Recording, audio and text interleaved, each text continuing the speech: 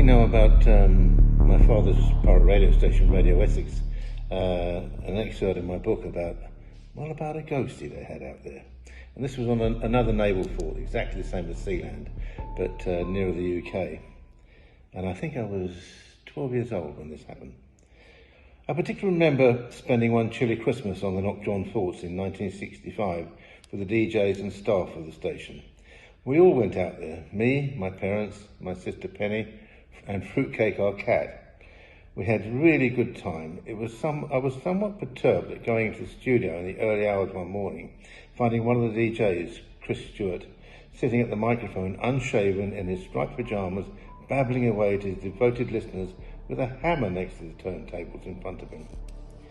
He was quick to explain that he was the only one up at this time of night, and he was a bit concerned that Joshua might walk in the door. Joshua, I questioned him. Who the hell is Joshua? You mean you haven't heard of Joshua? He's the ghost that lives in the North Tower. No one goes down there. That's why we all sleep in the South Tower, he said in a concerned and fearful voice. I noticed his eyes were starting to pop out of his head on stalks a little, and in ever so slightly demented fashion as he warmed to his subject. It was strange hearing this from a deeply resonating BBC-style voice. Only the engineers go down there on sufferance to tend the generators when they really have to, he explained. Apparently there had been many strange things going on. Noises heard for no logical reason. Strange smells emanating from the tower. Generators had been known to stop for no apparent reason. The lights going dimmer and dimmer until plunging into darkness. Machinery stopped and the station would go silent and off the air, only to restart itself without human intervention. Tools also went missing and things were moved unexplainedly. On one occasion, voices were heard coming from the depths of the tower. With this, a posse of young, skinny, pale and spotty DJs was assembled, armed with heavy spanners, knives, various improvised weapons.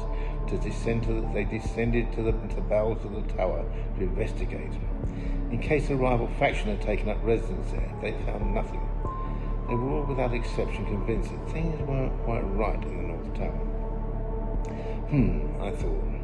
That was the tower where months before Dad and I had found some live ammunition on the workbench when we first boarded the port, and we thrown it out the engine room window into the sea. I had felt decidedly uneasy in that tower. Next day, I took a torch and descended the 7th floor to the bottom of the tower.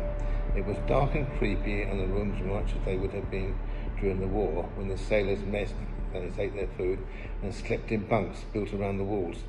Needless to say, I didn't find anything other than the skeletons of some long-dead cormorants that found their way down there and had perished, unable to escape, but no ghosts or human skeletons wearing rotting wartime uniforms.